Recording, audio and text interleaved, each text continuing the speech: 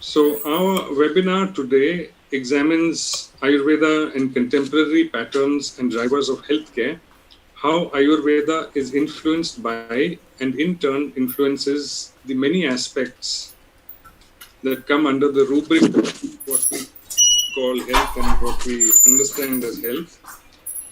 These include India's public health system, diagnosis and treatment pathways, the patient's menu of choices, bias and prejudice between health philosophies, by which we generally mean the Indian systems of medicine and what some of our Vaidyas still called English medicine, the complex matter of regulation and governance.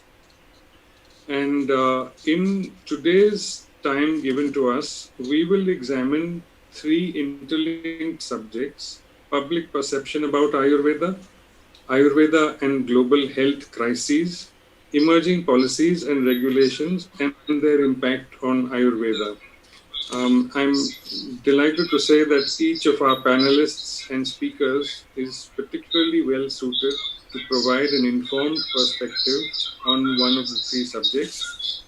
For this format today, we will depart in a manner that I think suits what we have to cover, which is the interlinkages between our three subjects, which we would like to bring out for you and explain that Ayurveda in India and therefore Ayurveda for the world is at a inflection point which needs a lot of consideration and a lot of the marshalling of experience, which will help us plot our pathway ahead.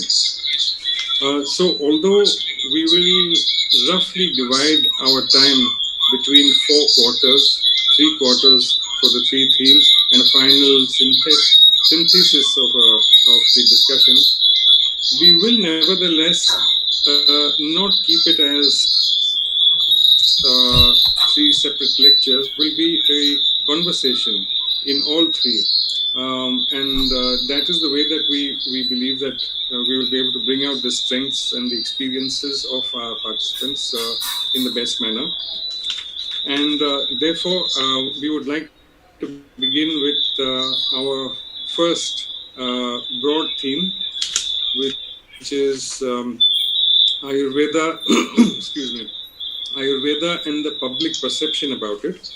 And anchoring this part of the discussion will be Dr. Mala Kapadia, who is a professor and a resident mentor at the Rashtam School of Public Leadership.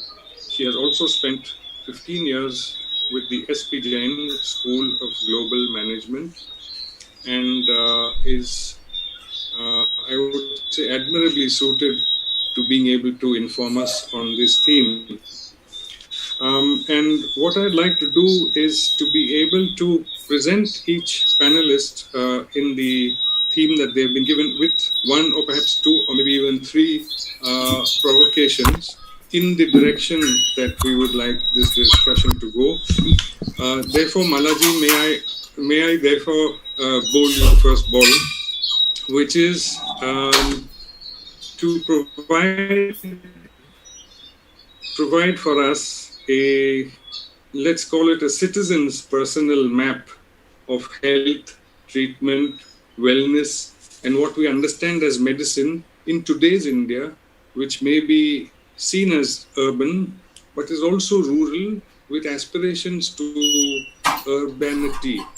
So if I could ask you to launch our program today with a short dilation on this particular question. Namaskar. Thank you so much, Rahul. And I thank the Soft Power 2020, Ayushman 2020, for choosing this progression of themes. So we started with Parivartan, the wings of change, and how Ayurveda is very relevant in today's pandemic times and going global beyond India. We also, the last weekend, those who were there would have heard eminent speakers talk of the history of Ayurveda. And it was wonderful to understand how our entire Indic culture, I would not just say India, but the entire Indic culture has been very, very much rooted in macrocosm to microcosm. So when we talk of Ayurveda and the public perception, I would say at the moment it's very bipolar. On one side, there are a lot of people, either rural or urban. I don't see that too much of a divide in this perception. But on one perception, people think it's a quackery. It's not a science. It's a folk tradition. What we say, dadi ma ke nukse, right? So this is what traditionally grandmothers used to like have turmeric milk, which has become a golden latte and therefore the most preferred drink for the fashionable or a fad. But on other side, people don't really believe in it, don't trust it. They see it as a herbal medicine, not realizing that Ayurveda, first of all, I won't even call it a medicinal science. The way the word Ayurveda, Ayu and Veda, and Ayu is life. How do we live life? And how do we live life holistically? So it's an entire science which helps us live with our integrated self, which is the body, mind, all our senses, entire well-being at a physical and a psychological and also sociological and cosmological level. It's a very integrated science. It also gives us our worldview. So it's not about medicine. In fact, the first basic aim of Ayurveda itself is retaining the health of healthy. However, unfortunately, people either see it as it's loaded with lead and heavy metals, and or it's very slow in the treatment. We don't even find good vaidyas. We don't even find good Ayurvedic practitioners in my locality. So I want to change my lifestyle, but I really don't know where to go. Maybe it's not scientific. A lot of people think it's not a science. It's just a tradition, but not very scientific, and therefore it's not evidence based. Also, the other misconception is that there are no side effects. So I can self-prescribe Ayurveda. It's very safe to take. And that's what we saw harming people and therefore distorting the understanding of Ayurveda. Even something as simple as the Ayush Kada, when people overtook it, it was overdone in the zeal to stay protected from coronavirus. It created a lot of problems in the health. So it does have side effect. So I would say the public perception really needs to change. And this is where education and media has a great role to play. Media, unfortunately, in India has not really understood Ayurveda or projected Ayurveda in its right way. And therefore, any one wrong incident of a person getting affected from whatever the treatment the person was taking is exaggerated. Also in education, we all know, and even Ayush Ministry has been talking about it, a lot of practitioners, everyone, we all know, Ayurveda is still today not the first choice for somebody who wants to do a medical career. MBBS is the first choice, right? And if you don't get your admission there, then you take admission here only to become a doctor. So that perception has to change. This perception is so deeply rooted that we'll have to do a lot of groundwork from grassroots level to create an understanding of Ayurveda as a way of life, integrate in our own life at various levels. And also in education, if there are a lot of careers options for Ayurveda practitioners, like we all know that corporates today spend a lot of money on health coaching, executive coaching. And if Ayurveda can be actually integrated in a very holistic way with everything that we are doing in our life, the Vartamana of Ayurveda would be wonderful, Rahul. This is just to begin with, and then we can take it forward. Thanks very much, Malaji. And I was particularly found myself in agreement with your saying that the matter of the deficient perception, let's say, is something that I think neither media nor our education system has been able to address. Certainly, this is something that has extensive historical roots, and which goes back to really the late, or rather the last quarter of the 19th century, when the hospitals or the medical colleges were being set up in the presidencies of the British Empire in India. And it appears to me, from the view that I have of the evolution of public health in India, it appears to me that that's in fact when the deliberate change in perception set in. And I'd very much like to ask Dr. Thangavelu and Dr. Dr. Prashant Singh to weigh in on this aspect, please, if you will, Dr. Thangavelu.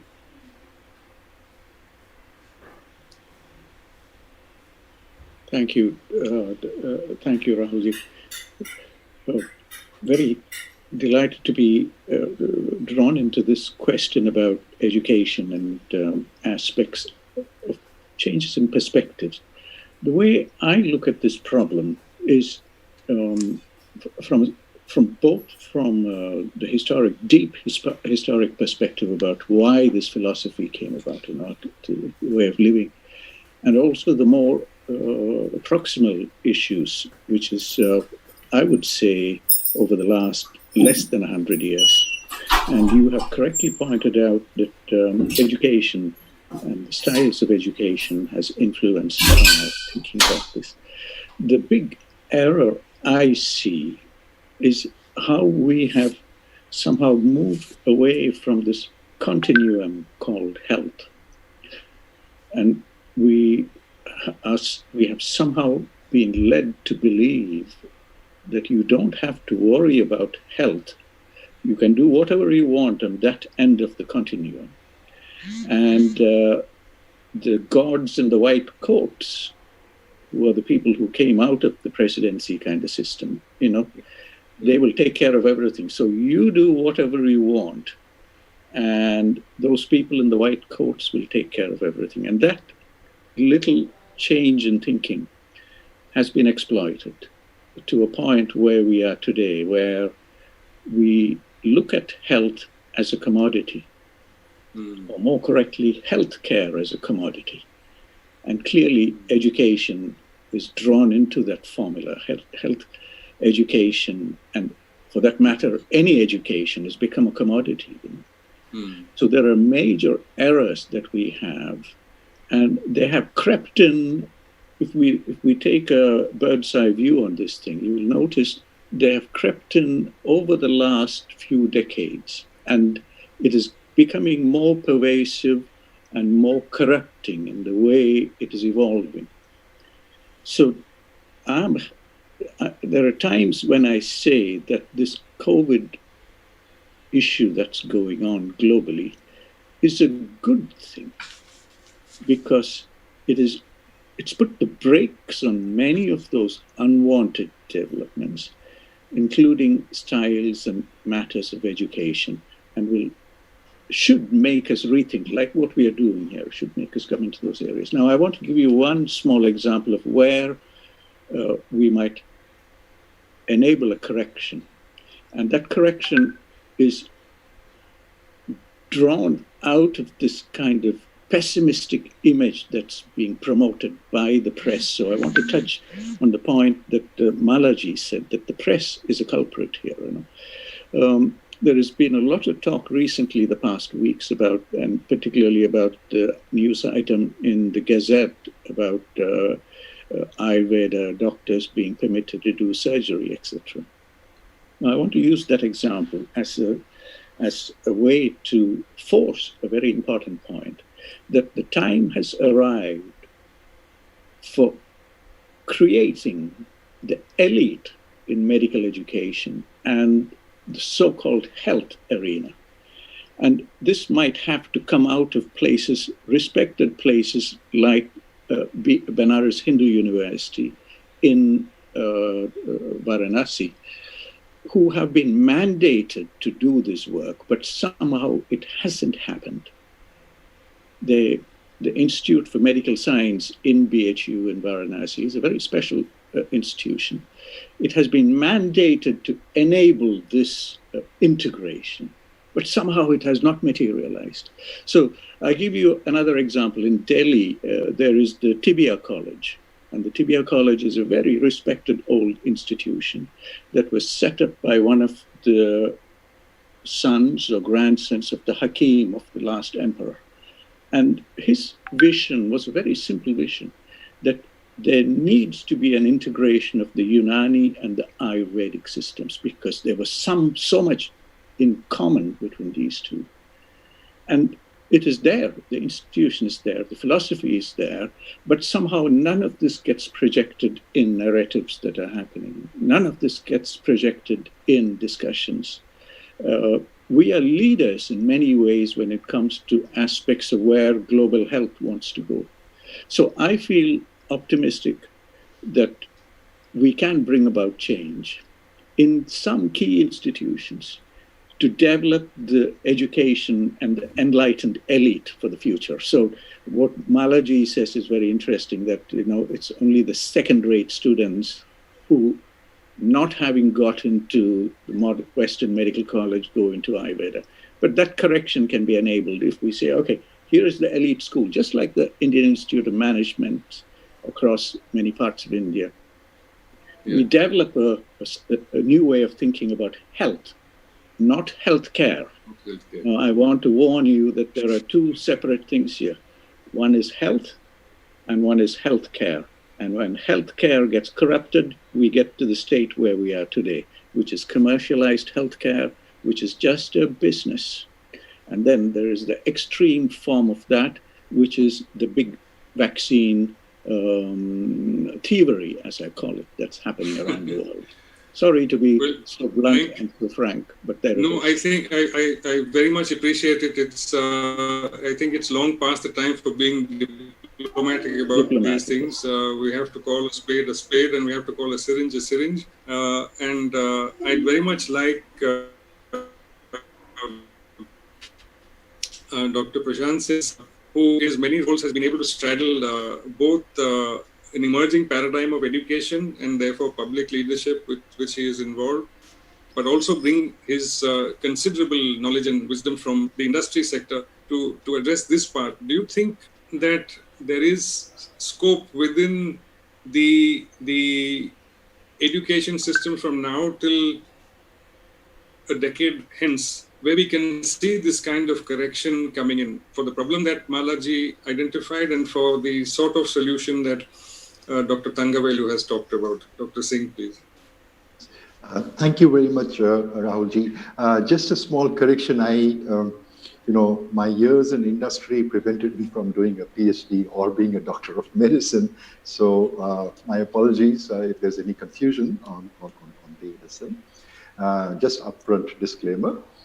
But having come in to look at this field and looking at doing a sort of a root cause analysis in terms of why are we here, in terms of why is the public perception, as Malaji said, ranging from a dark skepticism or ridicule towards Ayurveda, or at the best, there is a very high respect and regard for Ayurveda in the general public in certain segments, but it's based on faith, as a matter of faith. It's not based as a matter of knowledge. And that brings us to the question that Rahul ji said. Is it, and what is it that we have to do in education to kind of, look at this? So one of the things that really has happened is that education, in some way, also like Madan Thangavelu ji mentioned, healthcare became a business. So in some form, education became a business too. And education contained elements of weaponization against Ayurveda. And more fundamentally, the education sector worked as a proxy for a lot of the embedding a lot of the sockets for emerging businesses on the pharma medical sciences. So that weaponization kind of served the whole ecosystem of corrupting and descending our paradigm from healthcare to essentially becoming captive customers of a very predatory healthcare system. So I think that's going to kind of, has to be reversed. Is it going to happen in 10 years? Possibly not.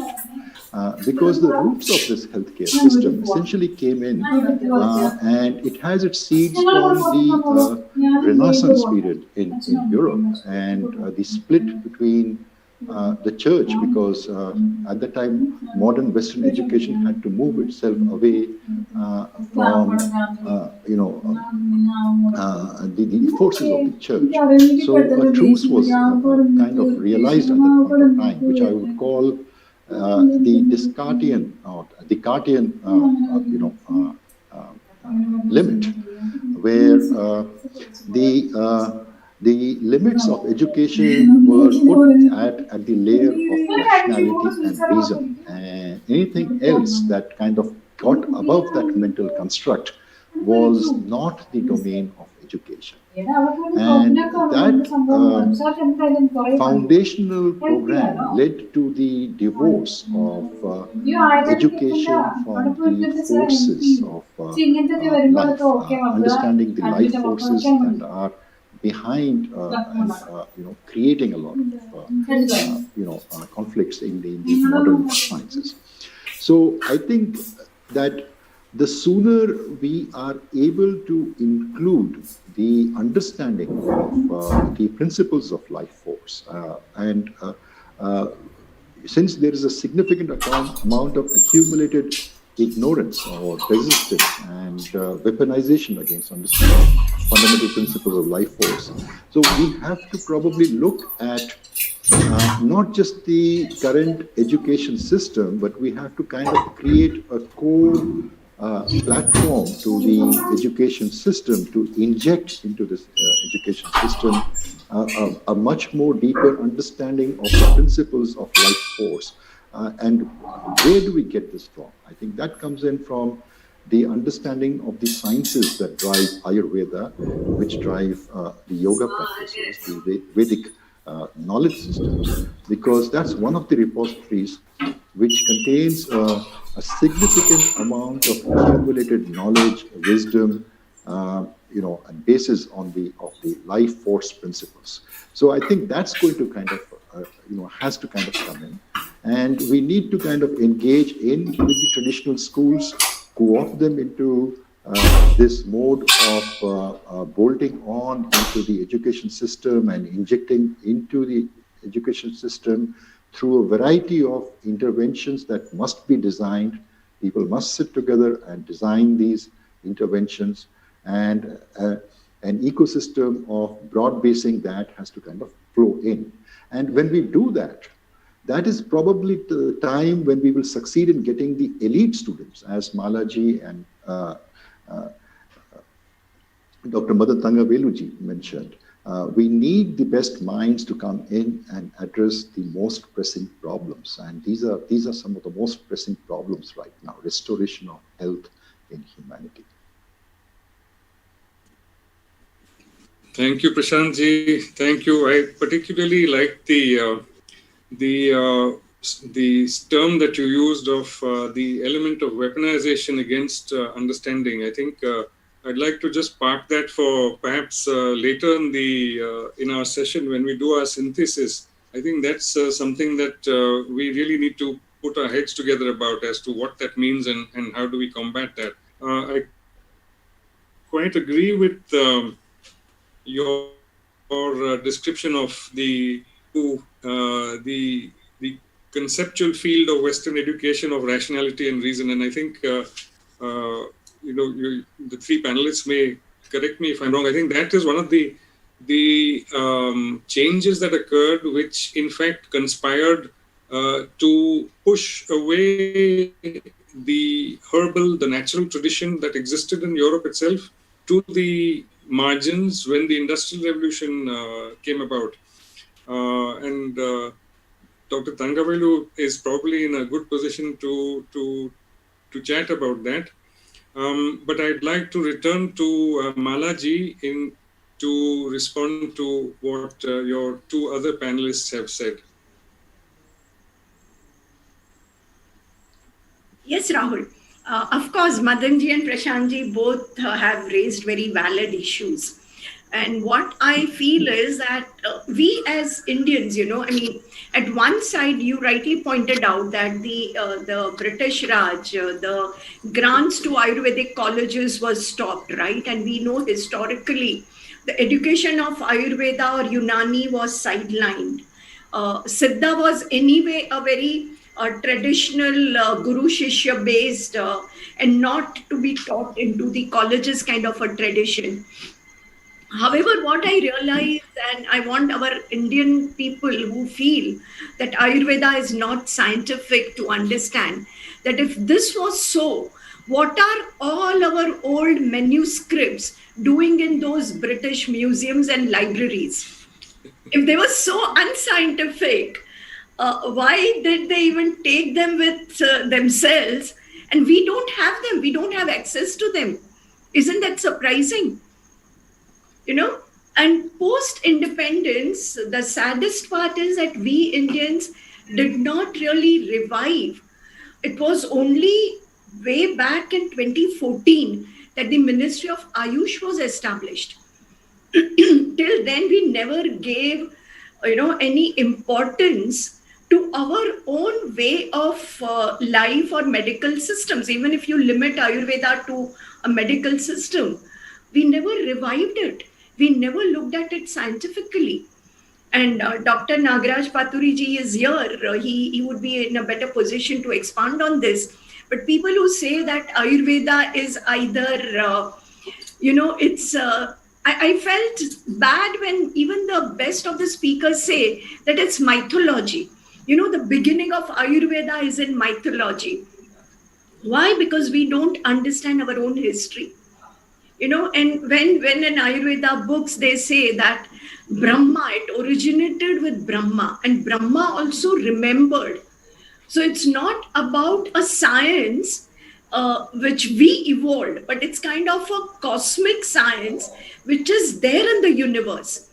It's like, how you buy a telephone or a television or any equipment and you get a manual with it, right? So the moment the universe is created, how to live here, how to have a long life, a well-being life, and a coexistence which is interdependent, that entire manual was there, and Brahma only remembered it and then passed it on to others, Daksha Prajapati and Indra to Bharadwaj and others. However, it's unfortunate that we teach our own science as mythology. This is not mythology. This is itihasa. This has happened. And the moment we take pride into the celestial roots from where our knowledge system has come up, which only needs for us to be understood scientifically. It is very scientific. It is evidence-based. It's sad that we have lost that connection, that how do you explain it scientifically? And it's very weird, Rahul, but only a week ago, I was invited by a university and they were doing seminars on NEP 2020. And I was invited to talk on careers based on Ayurveda and other elite traditional wisdom. And very surprisingly, when we started making a checklist of the careers that are possible, however, they are not actually seen as careers today. Even the students were surprised. There is a lot of possibility to revive Ayurveda in a very scientific way, in a very entrepreneurial way. And I love what Madanji says, and I've repeated quoting him again and again, that healthcare and health are different. And we need to remind ourselves that same thing. Unfortunately, you see even Ayurveda presentations being done as a $1 trillion business. We are forgetting the basic soft power. When we say soft power, what is a soft power? Soft power comes from culture and way of life, and it comes from people promoting it, right? Soft power doesn't come from the government promoting it. The soft power comes from the narratives of people of that country. And for us, and especially in the pandemic times, where we are, as Prashantji rightly said, post-industrial revolution, where we have ended up in a pandemic time due to the greed and low. I mean, in Ayurveda, in fact, there is a whole chapter in Vimanasthana on pandemic. And why does a pandemic happen? When you go back, it happens because of climate change. Why would a climate change happen? Because of greed of human beings. And why would greed happen? Because of our adharmic living. So there is such a beautiful chain of events that have happened post-industrial revolution. And the best way to come out of pandemic, according to Charaka Samhita, is live our dharma. It's so beautiful and profound. And I don't know how we all can, the new normal that people have been talking about, that new normal can be our way of dharmic living. Thank you very much, Malaji. Well, I personally prefer the previous to the old normal if I had a choice. But I do think that, once again, you've touched on the Industrial Revolution as a kind of watershed. And this is probably something that was visited upon us during the latter stage of the British colonial occupation. You did say at the in your last statements about these being the adharmic manifestations, sets the tone really for the next half an hour segment that we have, which is the global disease burden or the crises of diseases, multiple crises of diseases, and Ayurveda, for which our special panelist is Dr. Madan Thangavelu, the General Secretary and Research Director of the European Ayurveda Association, and who brings a wealth of experience, expertise, and wisdom into the subject. And to Dr. Thangavelu, I would really begin with querying you about the preparedness of the Ayurvedic system, delivery system that we have, whether in India or its derivatives elsewhere, in being able to respond to the great demands of those who are suffering from one or more of the non-communicable diseases which have emerged, especially in the last, I would say, in the what we call the postmodern era. So. Thank you, Raji. I'm going to try a little bit in my kind of broken Hindi, and this might convey the spirit of what I want to pass on. The saying is, Banduk tayar hai, Banduk chalane wale hai nahi. So this is the state of Ayurveda.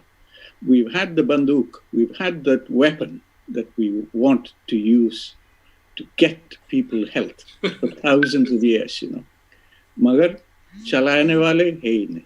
So we don't have the people who know how to use that weapon.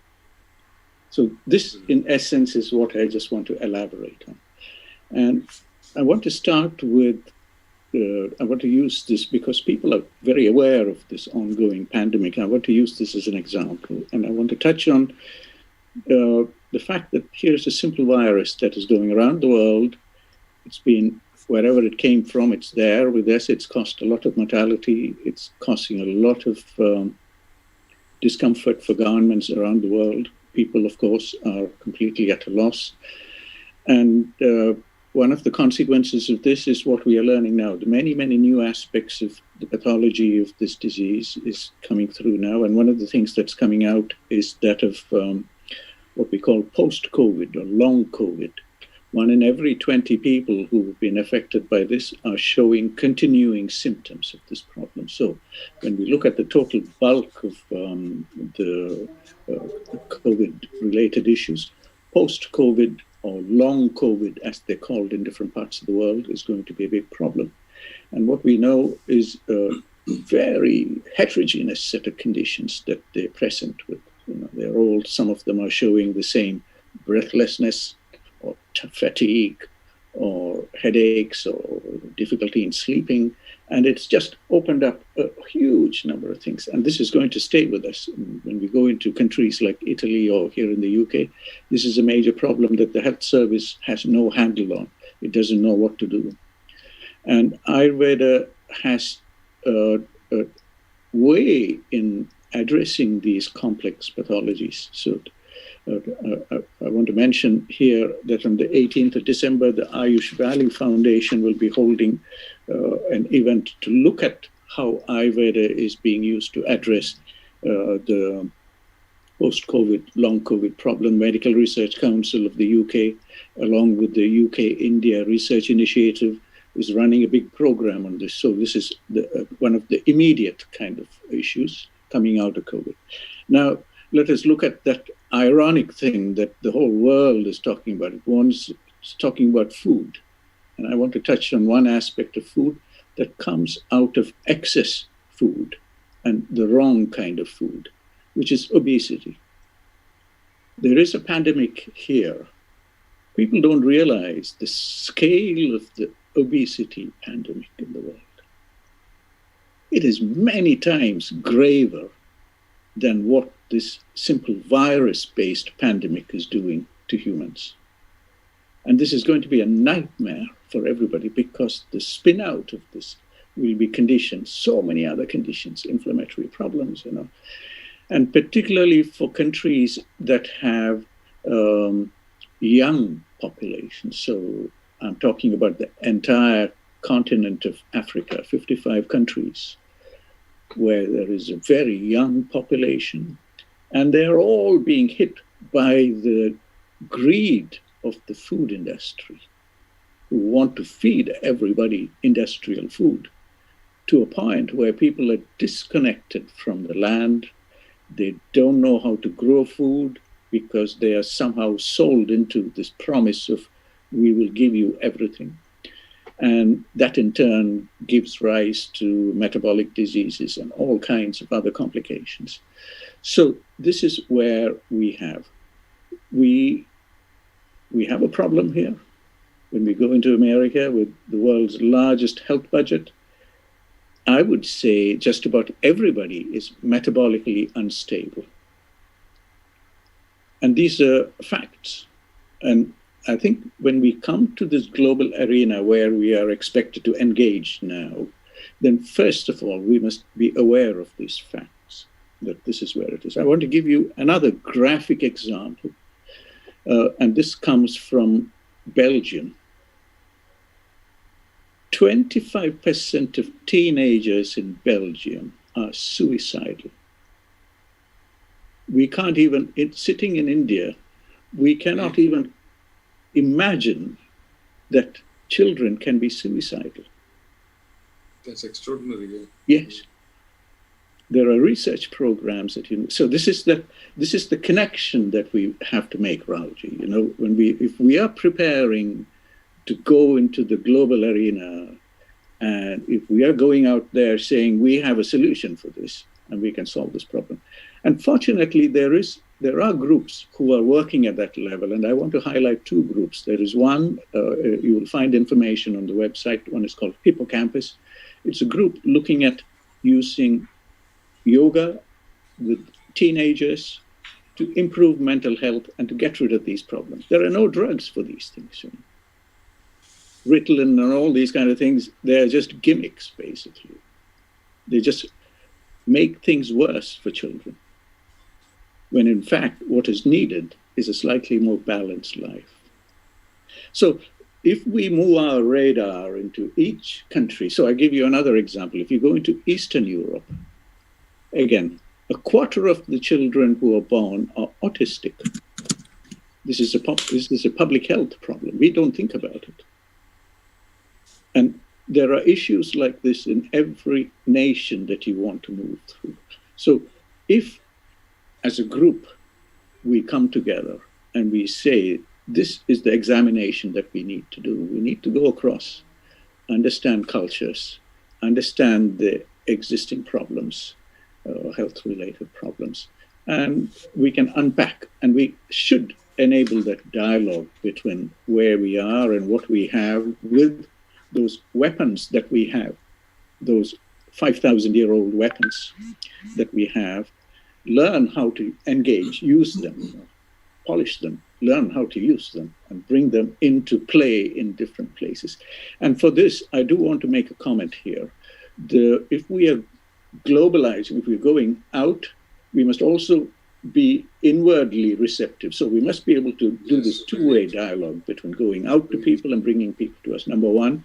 The second thing, we will need a lot of help from New Delhi. Once again, I'm going to be very blunt here. And in particular, the Ministry of External Affairs. We need a lot, much more interaction, a proactive interaction.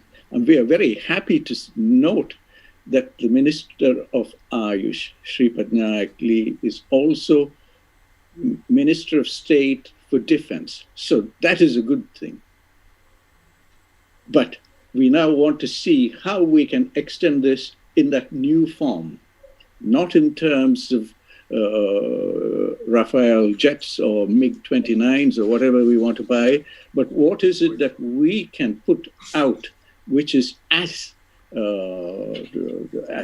vibrant as those Rafale jets and those Bofors and those, combat helicopters that we are interested in. We have something to give every nation of the world, every continent of the world. We have something that is more potent and much more useful than all of these other gimmicks, So this is my feeling from where I am seated here in Cambridge right now. Thank you, Rahulji. Thanks. Thank you very much, Madanji.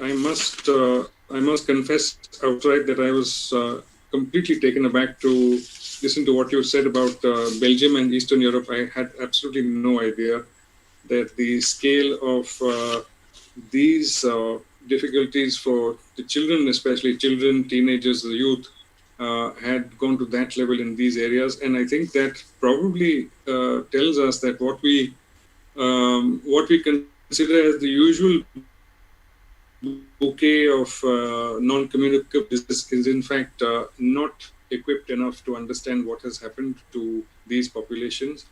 And indeed, as you said, concerning, I was very happy that also that you mentioned the connection between the industrialization of food and the obesity pandemic, which is a far longer one, a far bigger one. May I ask? If I may just add, yes, of course. If I may just add one point, I kept pushing the Ministry of External Affairs, that button. Why am I pushing that? Because any engagement outside India has to be mediated through the Ministry of External Affairs. And so it is partly for us, I think we haven't done enough to understand how that mechanism works. And we have to learn about that. And we must enthuse them to give us insight. So whenever we throw things like this on the table, we must then go to the ministry saying, by the way, what's happening in Poland in terms of autism and what can we do? So that it's a kind of a new way of dialoguing with these things. And you're quite right. You're quite right. It's not impossible. Yeah. It must become part of that intergovernment dialogue. Whenever we have intergovernment dialogue, then this must be in the agenda somewhere. Thank you. Very true. And in fact, the Center for Soft Power is one of the channels which I think will be able to bring that together and deliver it to the right ears in the Ministry of External Affairs. And this is something that I think Indic Academy will be very well suited to take up. Thank you. Yes, but I very much appreciate your making that link so strongly between industrialization of food and the different sorts of pandemics that we are seeing, which are not, as you said, not being recognized as such, simply because the powers that be are often co-investors in both these spaces, the commoditization of health and, of course, the commoditization of a very small set of crops from which most of our foods are derived. Malaji, I would ask you to please bring your thoughts on some of the key points that Madanji has raised about this, especially the as he said, the banduk तैयार है, बंदूक चलाने वाले गायब हो गए. So if you would. No, thank you, Rahul. Absolutely, Madanji, that was brilliant. Honestly, I mean, I truly believe ki banduk taiyar hai. So I would go back to what Ayurveda I defined Ayurveda as, and what he shared for Belgium and the industrialization of food. I mean, 2-3 things have happened. One, because of the industrialization of food, we have cut off our roots from nature, right? From Mother Nature. So there is no organic food. Even the process of farming is also industrialized. And what we don't realize is that the nutrition from the food, from the soil, is gone down. I mean, nobody has even thought over the years that food was supposed to be giving us nutrition. Why is everyone taking health supplements? I mean, why have our food stopped giving us the nutrition, right? Why do we need to take supplement along with the food we eat? Two, obesity is connected, and this is where Ayurveda beautifully explains causes of obesity, and I had done some research on this, that obesity is connected with excess fat in our body, right? The medo dhatu in our body is in excess. So of course the food and wrong lifestyle and genetics, they contribute to it. But one of the very significant reason for the younger generation to get into obesity is lack of love and protection at home. I mean, with both the parents going out to work, I mean, one full generation and even the next generation has become a latchkey generation. So when young kids, they come home, one, there are no joint families, there are nano families, right? There may not be even both parents, there could be a single parent and the person at work. So what has happened is, when you don't feel enough love, protection, security in your life, you turn to a secondary satisfaction, which is food. And Ayurveda says that the sweet tastes gives you that protection. So we indulge into food which is excess in sweet taste, and that's the unfortunate part that we don't realize, but people munch on salty and sweet together. A lot of viruddha ahar according to Ayurveda. Malaji, I think that what you said is generally called, popularly called comfort food nowadays. Absolutely. Yeah, and we brand it as comfort food, right? So it's mood enhancing food, right? So eat a chocolate. And as I said, the media and their creative geniuses are unfortunately used in a very negative way, right? So, if you're not feeling well or if your self-esteem is low, you turn to foods rather than the right healthy choices. So, somewhere health is being neglected, compromised. Like a simple example, I was very shocked to see that serotonin and melatonin are also available as supplements. These are the hormones of happiness and hormone that help you sleep well. They should be secreted naturally in our body because of lifestyle. Unfortunately, our lifestyle is so wrong, and which we don't want to correct, right? And therefore, what you are told by your doctor is, it's okay. This will enhance your mood. Take a serotonin capsule every day. Or if you're not sleeping well, don't correct your lifestyle, but take melatonin tablets and you'll sleep better. So that entire de-link from Mother Nature, also the circadian rhythm, the dinacharya, or the riticharya that Ayurveda has been talking about. We have gone so away. I mean, I ask many of my own Ayurveda practitioner friends that how many of you practice Swastha Vritta?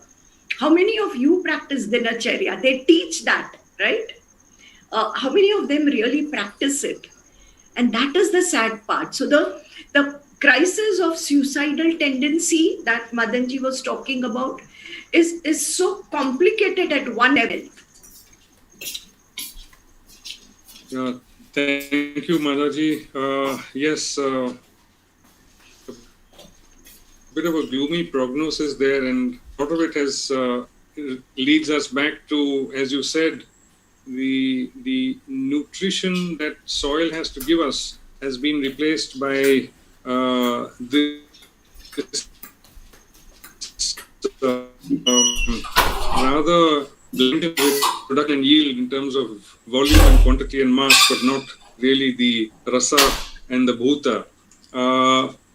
At this point, I'd like to ask Prashantji, especially with your view on the ability for private sector, for research organizations to be able to, in fact, be the nuts and bolts of a public health policy that extends really what the Ministry of External Affairs ought to be doing and should be doing at a much more active scale in our neighborhood, if not in our areas of interest. To pick up from what Madanji had talked about, how do you see this being broached with them, and how do you see ideally them, the ministry, through its diplomatic channels and through the Indian missions abroad, being able to take this as a campaign?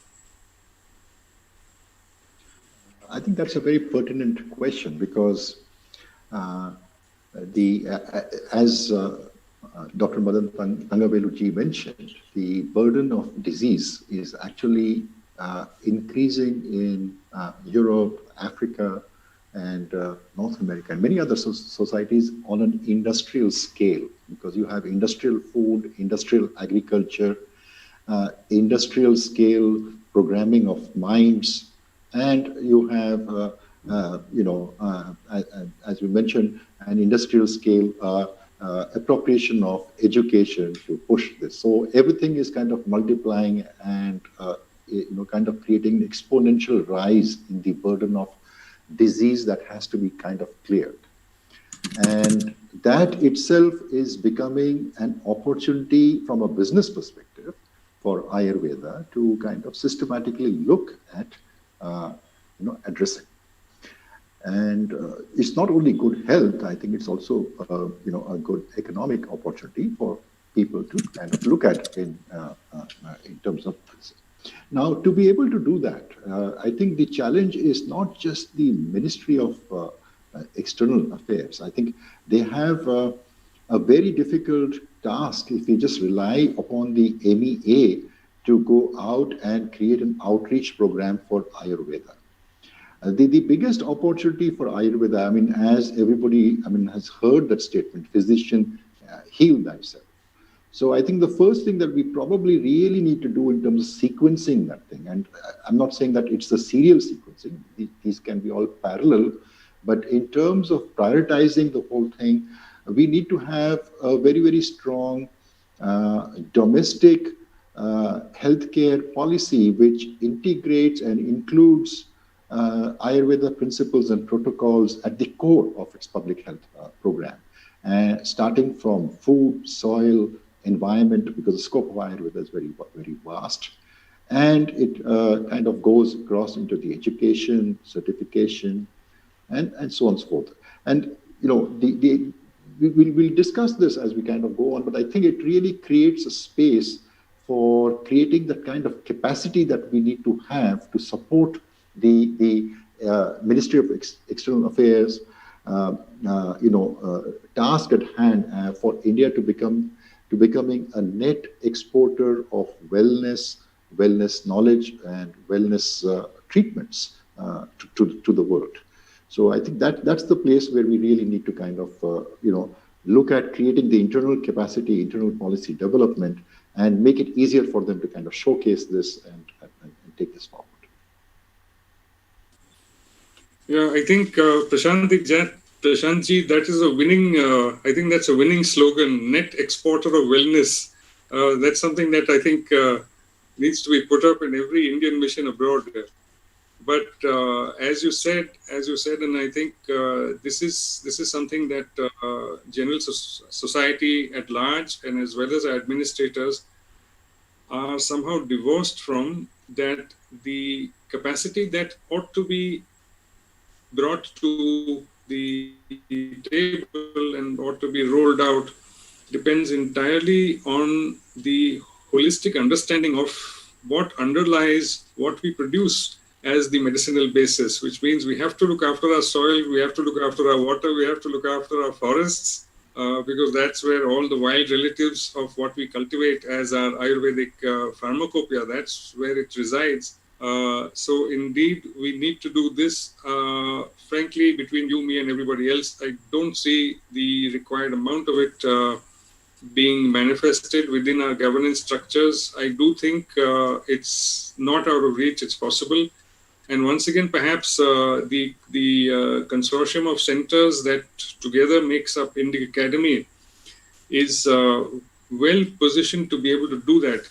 Let's put that idea on the back burner for a while, Prashantji, while I ask you to continue to, as it were, because our third segment is coming up, which is in fact the segment on policies and regulations. When conceiving this today's session, we had questions about the ownership of method, about intellectual property, about access and benefit sharing, about the industrial acquisition of the components of Ayurveda, which, like all traditional medicinal systems all around the world, have loomed much larger in our generation. And we thought that there is a difficult dialogue which lies at the heart of this question, which is, to whom does Ayurveda belong? And therefore, who can speak for it with some authority?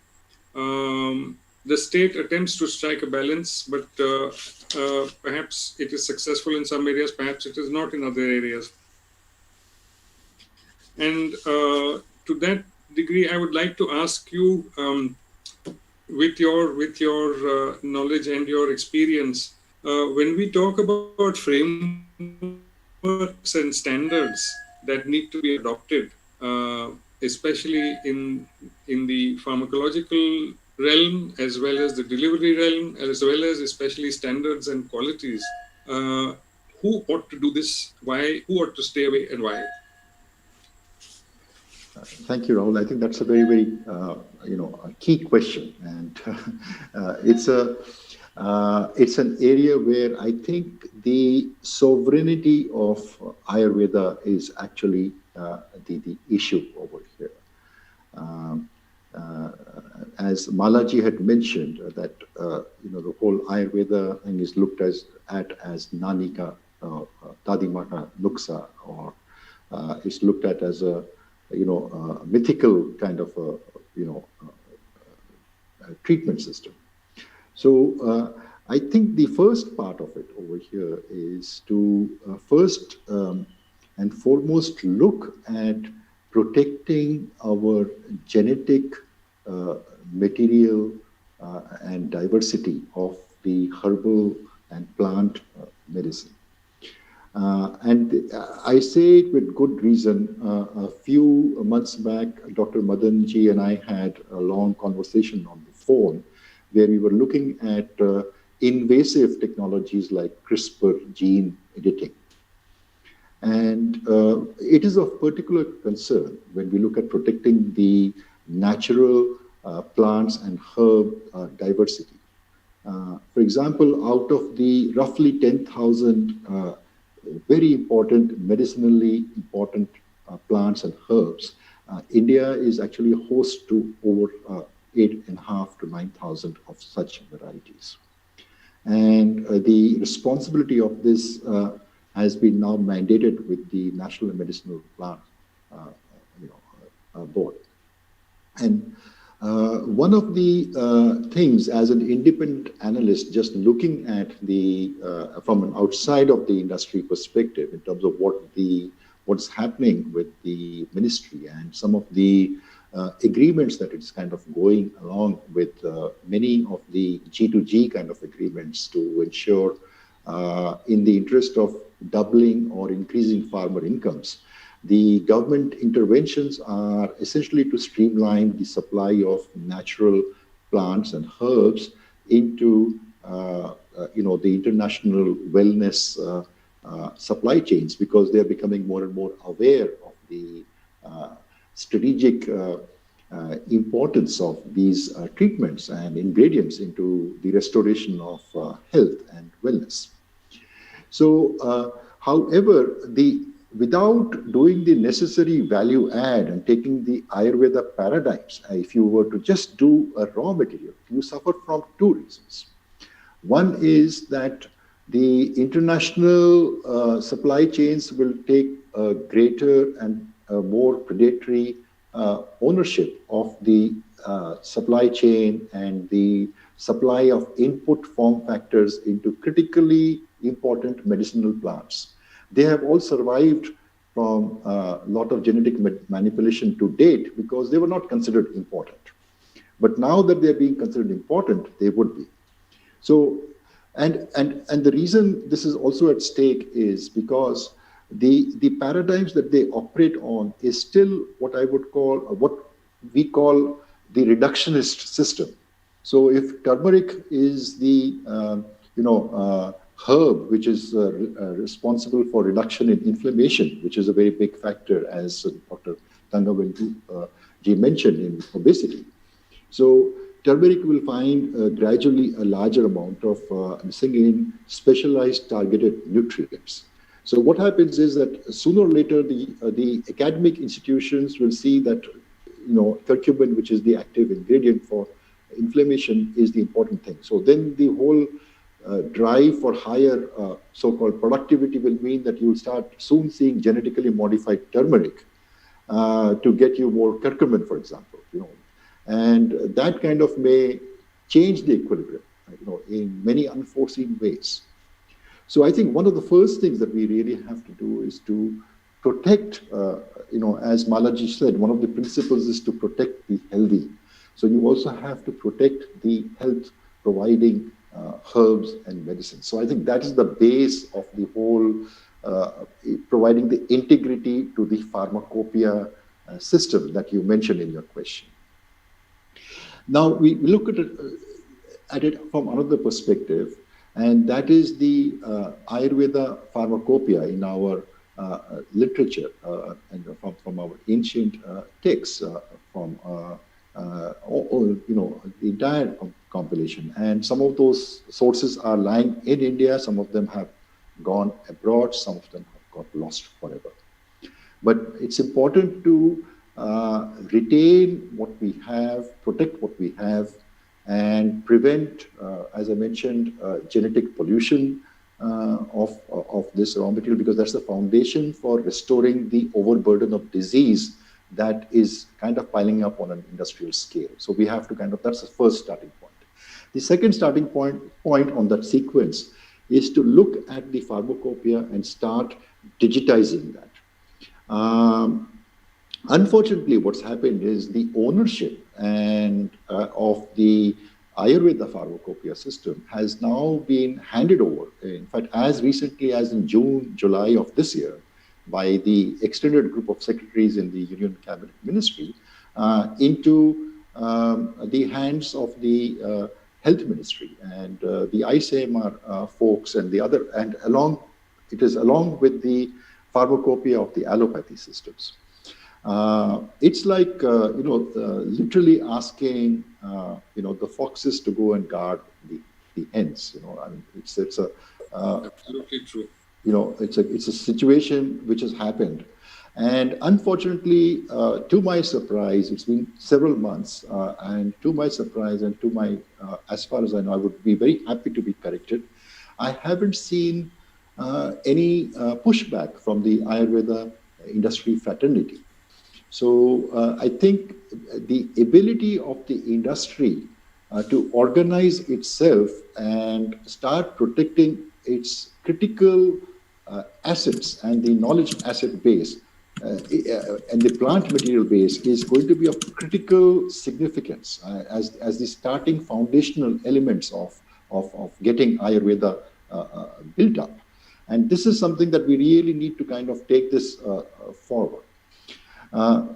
So protecting the pharmacopoeia is not just kind of keeping the pharmacopoeia in the as a dead text, but it is also necessary to contextualize, modernize, digitize, use workflow principles, and be able to provide the necessary kind of data access with the right privileges and the right structure, tiered access to deeper knowledge systems into this.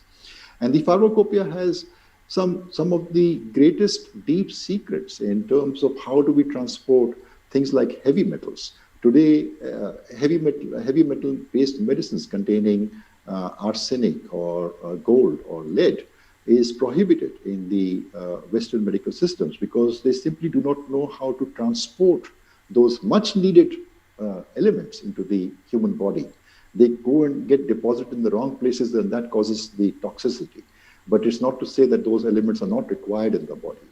The Ayurveda pharmacopoeia systems have perfected through millennium of practices, trial error possibly, with very high cost possibly. And they perfected that. So that is embedded, embodied knowledge which works, and it should be kind of used in its own Ayurveda stack. And I think we should be more careful that medicines are kind of prepared. And again, the value of the pharmacopoeia as being the reference material for certifying, testing, validating the Ayurveda traditional medicine has to be kind of benchmarked and kind of, really kind of brought in. And then finally, we're saying that... Prashantji, may I interrupt for just a moment? Yes. Just to clarify, National Medicinal Plants Board, that is a statutory organ under Ayush Ministry. Yes. But what you referred to is in fact the pharmacopoeia, the Ayurvedic specific pharmacopoeia being controlled now by ICMR. Yes. Yes. Could you just expand on this a little bit as to how these two work in parallel, or do they work in parallel? How does it add up? The logic that was given in the press release and the EGO statement in the press said that this is a more efficient way to organize, collate all of the information, and the management of the pharmacopoeias. After all, both are pharmacopoeias, so they will be managed together under the same management practices under an efficiency. On the basis of efficiency, the thing has actually gone under that rule. Sorry. Well, thanks for that. Yeah. Well, please do continue, because you were talking about at that point, the transportation of the heavy metals and yes. So so it's of very it's very important to note that there is a significant amount of research even now that's happening, sponsored by various educational institutes located on the East Coast currently in the US, to my knowledge, as an independent observer, who are actually sending in doctoral, postdoctoral students doing nanotechnology studies in India to look at the way bhasmas are prepared, what are the bhasma recipes, how is it done, and sooner or later, when they perfect the way of transporting heavy metals, you will see that the barriers to heavy metals will be removed by the US FDA and so on and so forth, which is a natural process. Today, it's not allowed because Ayurveda can do it. It's not allowed, it can't be done by the others. So it is a sort of a non-tariff trade barrier, which is kind of preventing Ayurveda to kind of go in. So when you talk of the question that you said about MEA, I think the task of MEA is to really we'll have to kind of create the industry body and create the necessary investments for the analyst community to kind of look at this, because it's not just about Ayurveda, but it is also about competition. It's also about economics. It's also about geopolitics. I mean, when I talk about the word geopolitics, Ayurveda has significant treatments for for mental health, suicidal kind of thing. But some of these things need to be validated. Some of these things need to be kind of demonstrated. And India should be the place where we kind of do. One of the comments was saying that we currently are unfortunately having very high rates of teenage depression and suicidal. I think we should probably start, a national program to kind of look at this. And when we look at geopolitical thing, I would like to kind of just discuss one point for the audience. Why would the US look at, say, Afghanistan and be there for decades when it has no oil? And the real reason is that there is a significant amount of supply of opium, which is a substrate material for a large number of treatments in the mental health area. And that's the market, and that the burden of disease is kind of creating geopolitical disturbances. So this is not just burden of disease, but I think it kind of stirs a greater amount of unrest in increasingly larger cycles and increasingly greater amounts of volatility. So, to the whole thing of being a net exporter of wellness, I think if we really look at a deeper thing in terms of what we're doing on food, on wellness, health, I think we would also kind of help in the longer term look at easing some of the geopolitical stresses, because a lot of the forest cover is going because of poor food issues. As we kind of go back, the Earth overshoot factor shows that right now the whole Earth is kind of overexploited about 1.7 times, more. If we were to kind of support our average consumption right now, we immediately need 1.7 Earths. And if you really look at something like what China is doing, their growing prosperity has kind of caused them to consume far more than what their landmass can support. So they're kind of getting into that thing out of a necessity, out of consumption. And add to that the burden of disease, it just starts driving geopolitical compulsions in many, many ways. Thank you, Prashantji. That's really a very wide scope, in fact, that you have outlined there. But I do appreciate your bringing in China for more reasons than just their contribution as a country to Earth overshoot, which is probably equals their contribution to the carbon deposition in our atmosphere as a percentage. We've heard recently of Chinese fishing vessels going as far as the Galapagos in search of fish. And of course, they are off the coast of Nigeria as well. They were said to be off the coast of Kerala 2 to 3 years ago, great big factory ships. This is indeed a matter of the biodiversity becoming a very strong driver of geopolitical changes. Yes, net exporter of wellness, obviously we have a lot of work to do at home. I do think that the matter of the pharmacopoeia, the securing of the pharmacopoeia basis, the botanical basis, is something that is overdue by probably a generation. No, in fact, even more, because It is in the mid to late 60s when the Green Revolution was rolled out in the former states of Pepsu in western Uttar Pradesh, what is today Haryana and Punjab. Also, when the petrochemical-based fertilizer began to be spread liberally on the fields. That unfortunately is a syndrome that persists till this day. Until recently, when I was associated with the Ministry of Agriculture program, I did find that administrators were still looking at the per hectare fertilizer use in China as that a benchmark of productivity, which it ought to be completely the opposite, but it isn't. And I just hope that they don't take the same approach with the Ayurvedic botanicals as well.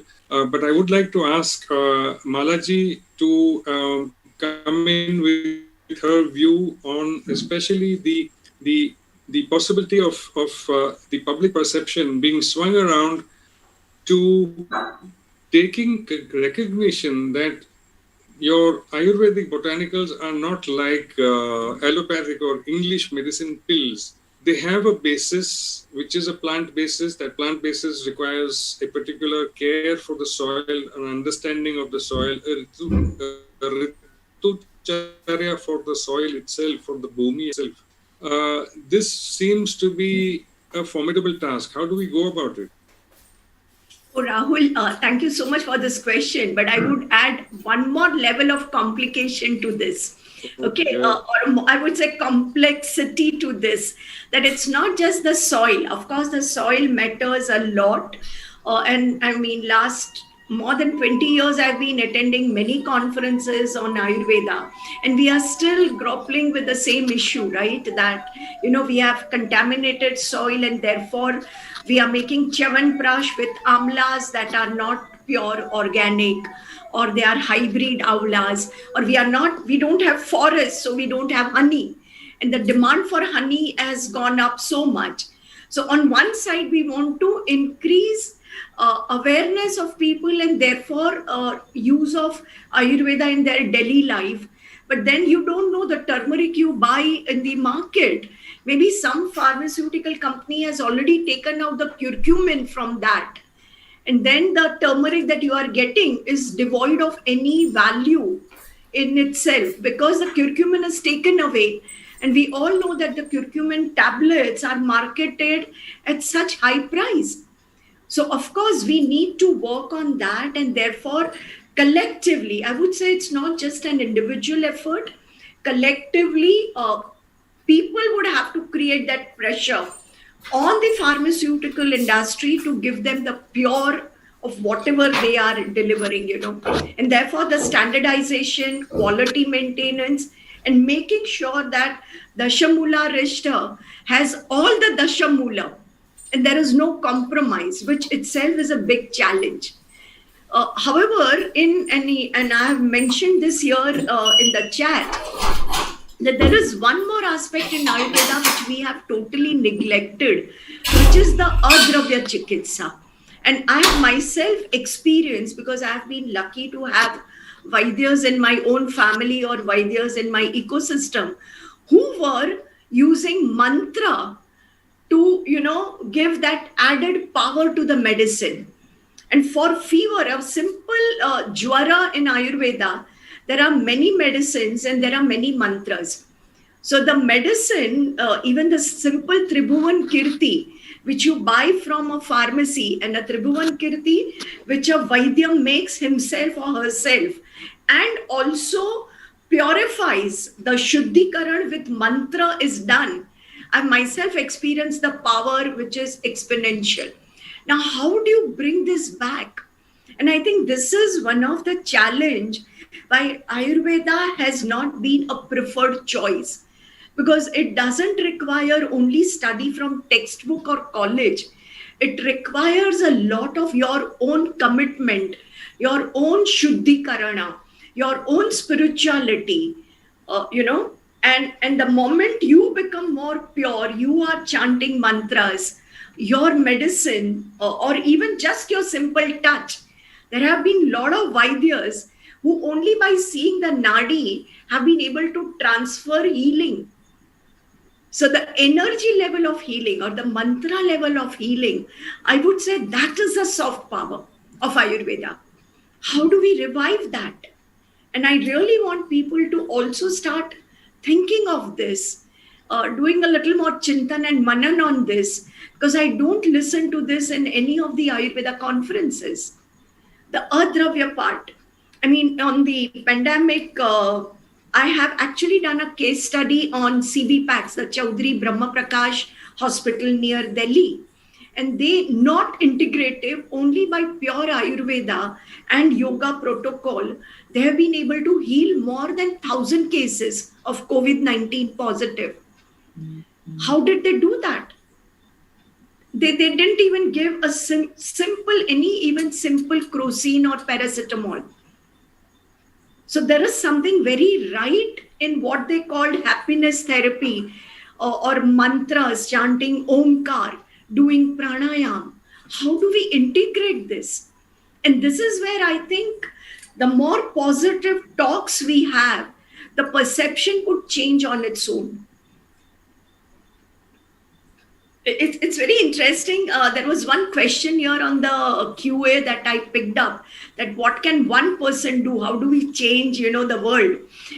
And there is an author called David R. Hawkins, whose work, Power versus Force, he has calibrated energy of individuals and how the moment we become purer, I mean, he doesn't use the word sattvic, but I would say that the more sattvic we become, and we are not looking at how many trillion of business in Ayurveda, but when we look at how do I heal the world, if that is my motivation, if that is my inspiration, when my energy becomes purer, my ability to spread that energy in a positive way to many more people increases manifold.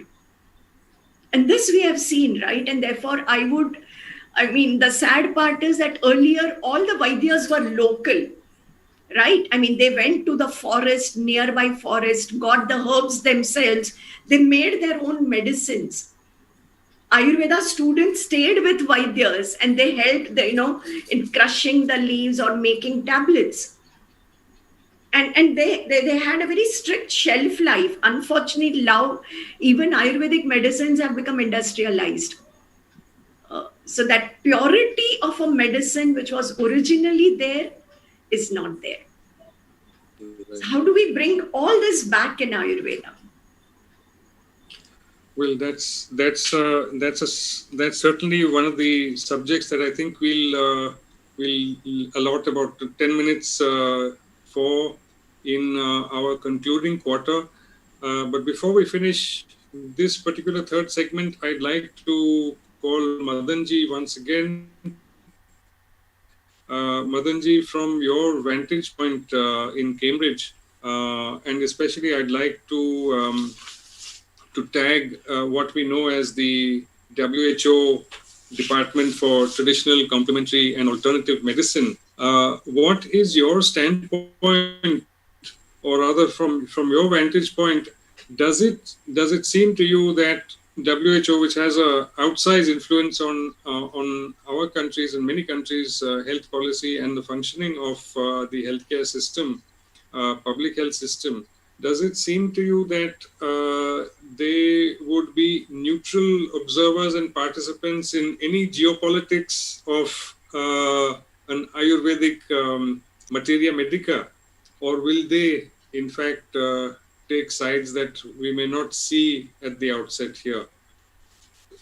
Thank you, Rahulji. There is the concept of the weakness of strength. So every strength comes with weaknesses. So this is the theory of the opposites. And if we approach whatever we are talking, keeping in mind this principle of the opposites, we come to a very balanced view of how to tackle the problem. So if I take this to the WHO, story. So I attend the World Health Assemblies in Geneva, the last few ones. This one was not on. We see the strength of that place. You know, you need a meeting place. It was celebrating its 70th odd anniversary then. You need a meeting place, 70 years of meeting and discussing things. And 70 years is about the time when a system comes to its exhaustion. It's out, like human beings, you know, it's done its time. And we got to give it, we got to let it die and let something else emerge. And this is where the WHO is today. And it needs to die, I feel, in a slightly more open philosophical way. There are many aspects that need to be trimmed out, and there are many aspects that need to be reinvigorated. You know, we've got to put many new things into the system. And we are very fortunate that India has Dr.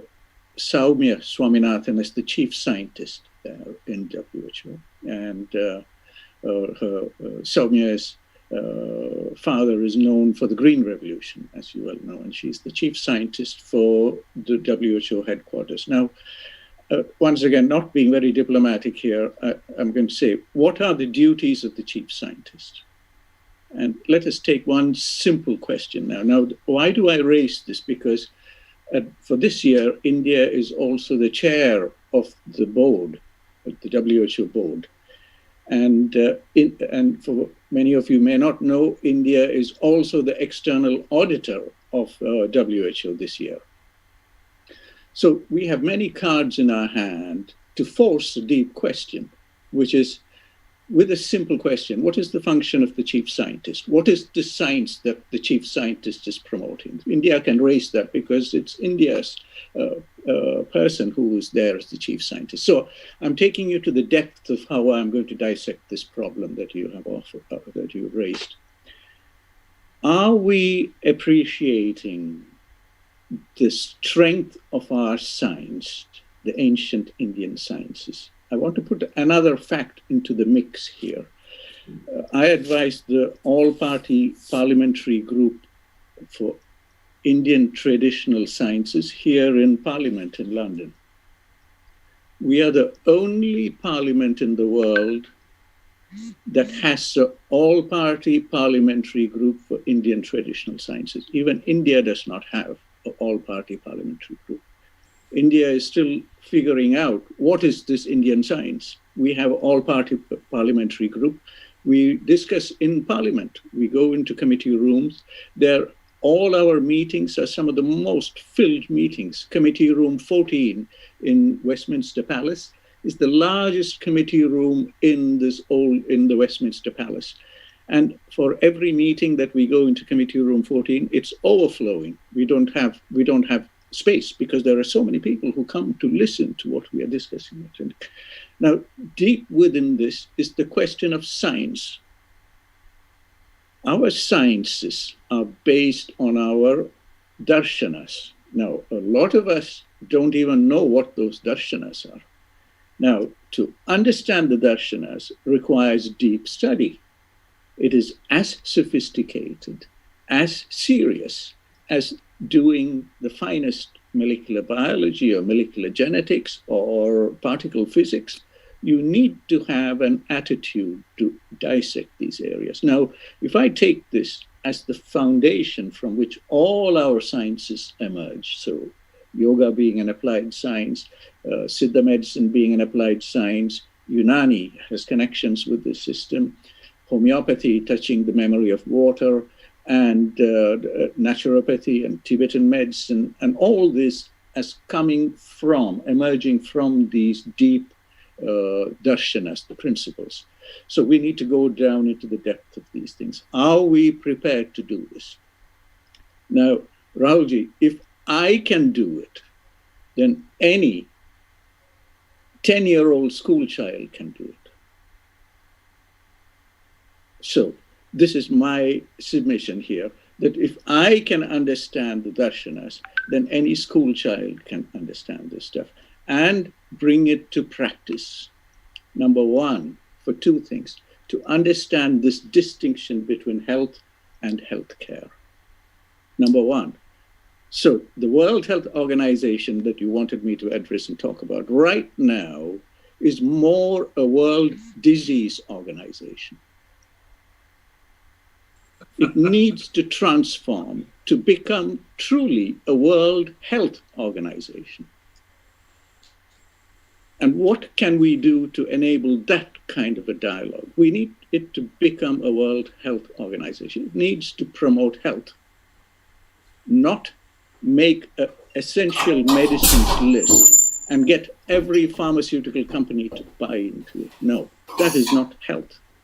Health is different. And only the Indian systems offer that entire package, that philosophy that is required for understanding health. So that is task number one. And yes, that secretariat is very important because they have formed a structure that connects with every nation of the world. They have 6 regional offices, and we are very, the WHO can be proud in saying that the Afro office, the African office, is the first office in the world that is actually doing a phase 3 trial for herbal medicines for COVID-19. Our office, India in New Delhi, hosts the Southeast Asia regional office. It didn't have, seated in India, it could not find the will to enable this trial. We are still fighting there in India as to what is the correct way to manage COVID. Do we give kashayams, or do we give quats, or do we haven't figured out. We are the home of this knowledge, but we are still in a bit of a mess. While Africa, they are into the 30th year of the traditional African medicine with a lot of herbs and a lot of mantra chikitsa kind of approaches to spirit. So there is a room. So let us see how to revisit those questions and see what kind of leadership we can provide in those areas, because that is important, because that secretariat is important to get messages about health and not about disease. Yes, disease is part of that unfortunate side of things. I put in the chat box what is missing in our narratives today. We are missing health, we are missing wellness, we are missing well-being. And these must become major narratives within that international dialogue that the WHO can enable. And we must be proud of these things. The reason why we must be proud of this is because within this is the deepest of science. I take you into the depth of the science to understand what Malaji mentioned about mantra chikitsa. You have to understand the deepest of neurophysiology. We have All India Institutes of Medical Sciences that we have across the country. How come we are not having this dialogue there? Let us draw them into this kind of dialogue. Let us bring in people. Last February, I was at All India Institute of Medical Science in New Delhi, where we were discussing this Europe-India collaboration on aspects of well-being, emergent physiology, deep, very deep principles that are still to be uncovered.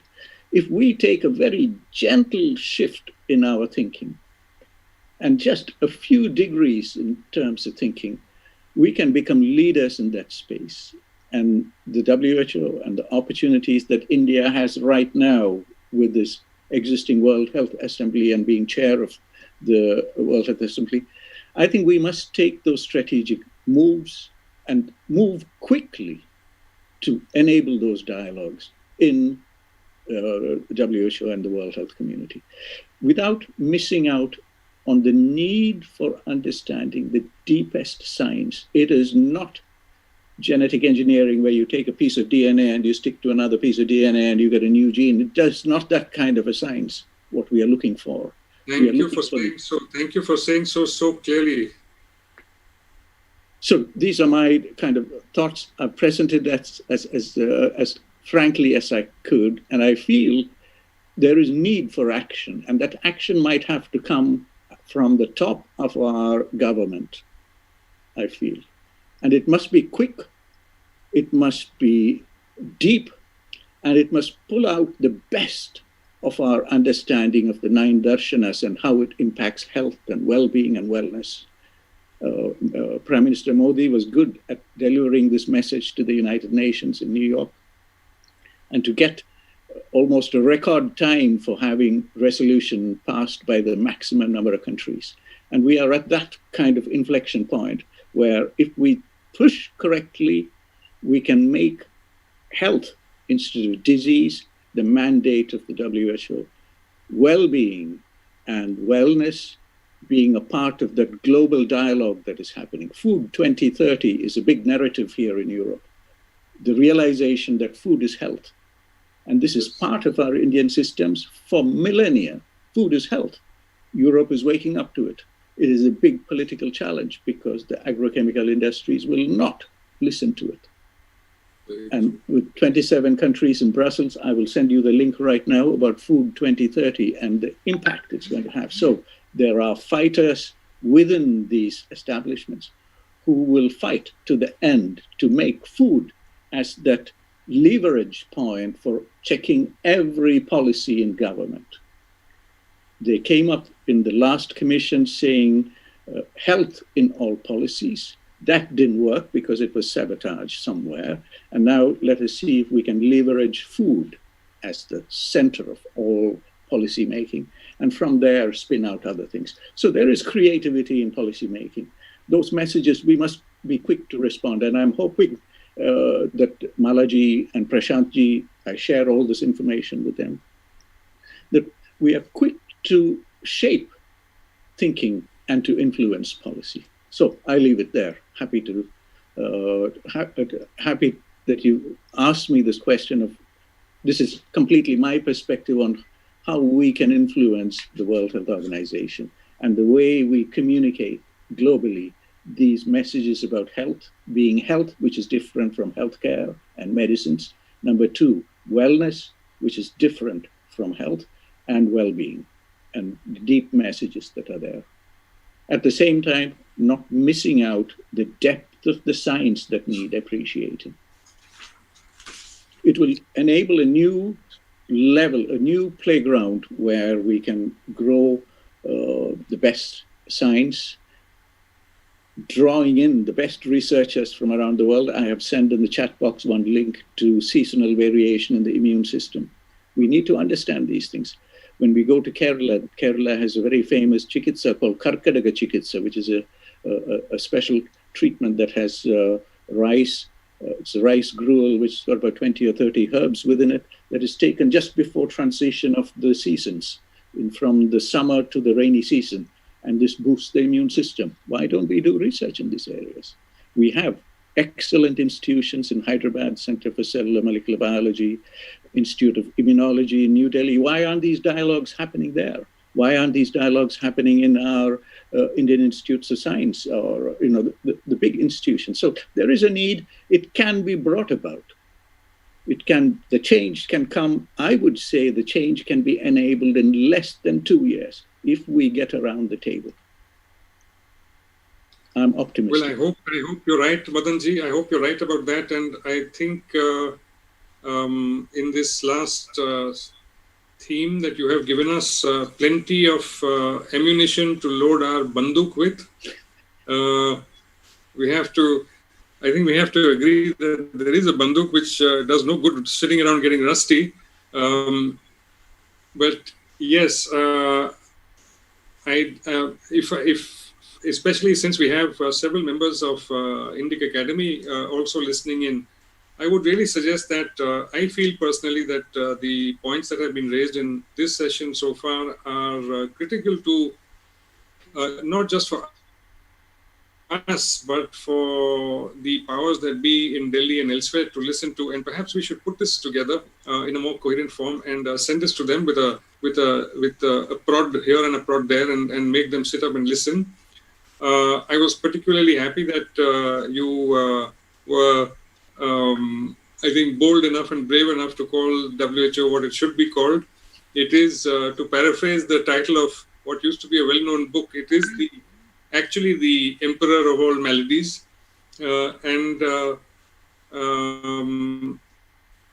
In fact, you're right, because what they do, one of their major outputs is in fact the revision and the reclassification of the diseases in the form of the International Classification of Diseases, which is then whether it has an impact on traditional medicines and medicinal systems is something that I think we have still not understood. The blow to our medical epistemologies is, as far as I can see, it has not been looked at what it has done to us in terms of simply what we call the absence of health or the absence of balance. But I thank you very much, Madanji, for this. What I would like to ask is, because we just have about 20 minutes left before perhaps we run out of time, the Q&A has been quite active, and I'd just like to ask Aparna or anybody else from Center for Soft Power, how do we take this? Can Yeah, Rahul, questions if come there are some to questions in you? the chat box, would you like to just take them, or how do Well, I and think a number of them are directed to one or the other of our participants. yes. Um, And Dr. Sujit is also there if he has. Malaji, Madanji, Haji, and Dr. Sujit, would you like to respond to our viewers who have been patient enough for the last hour and a half? Thank you.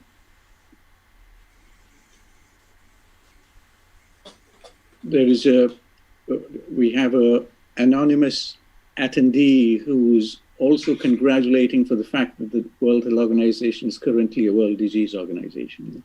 What I want to just revisit a point I can see from the questions.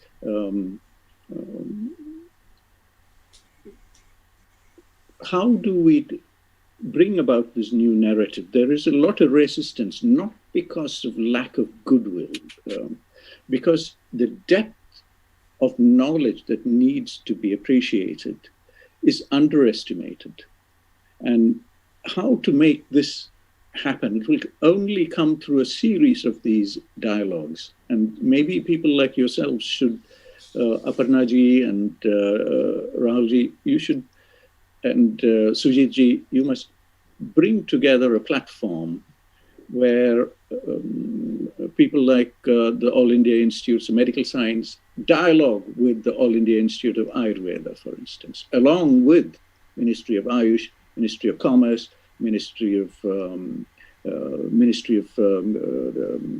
Health and Family Welfare, and the Ministry of External Affairs, and the Prime Minister's Office. You know, we need active participation here. It cannot be a lukewarm participation. We have to say, this is what we want in 12 months' time. This is where we need to realize, this is what we need to realize in 12 months' time. And this is how we are going to get to it. And these are the players here. So we don't want lukewarm participation, somebody who comes to the table not wanting to engage and not wanting to drive the agenda internally. Every ministry they're busy places. And they have so many things. When you visit any of our Indian missions outside, they are firefighting 48 hours every day, basically. And they are happy for any help we can give them. They are so overburdened, but they manage to give this appearance of calm, which is commendable. Most recently, I've been dialoguing with our High Commissioner in Nairobi, newly appointed. He fortunately is a MD, studied in All India Institute of Medical Science and joined the Foreign Service, Dr. Paul.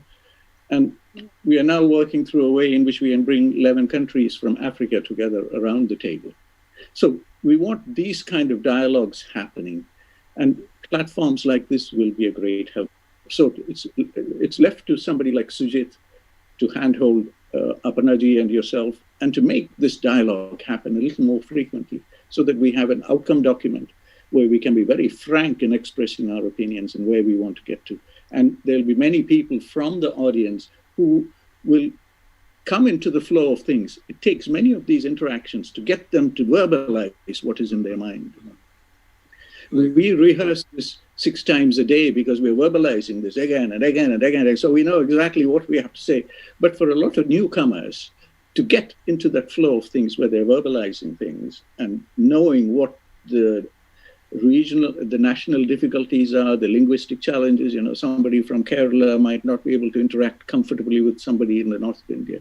And then when we put it out into the region, how do you engage with Bangladesh? How do you engage with Sri Lanka? How do you engage with Pakistan? And so on and so on and so on. It becomes so challenging. So we have to practice this a little more. Yeah. And Rashtram. Thank you so much, Rashtram, exactly. Thank you so much, Madanji, for giving us a conceptual blueprint. And I would really like Prashantji to jump in because he's often in the thick of being able to get one or more ministries to try and talk to each other, even though often it sounds like they're speaking in tongues and very different tongues. But Rashtram is really at the focal point of being able to bring ministries and their mandates together. Prashantji, would you like to comment on what you think we could do as the Indic Academy Consortium to, as Dr. Madan said, put together a outcome document and push it into the right places where it can be seen and heard and discussed and acted upon?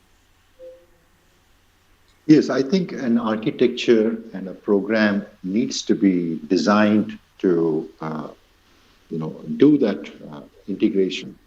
I mean, this question kind of brings me to revisit something that happened on the e-governance scenario in 1999. Actually, at that time, the Ministry of IT was about 3 years old, and they were struggling in terms of integrating technology into the governance functions across the country.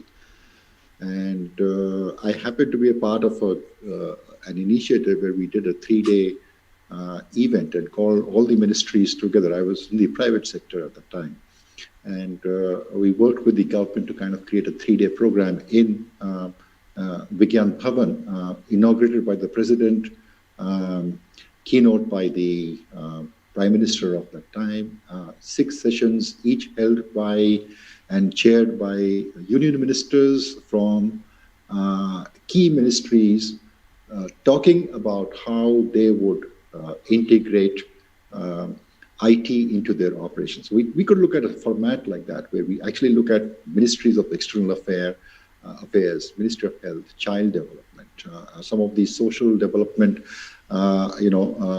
SDGs which are there, which could all be kind of programmed and put into a very structured program. We could work closely to design that agenda and the program and get the target ministries themselves to articulate and cohere from their perspective as to how they could kind of play a role.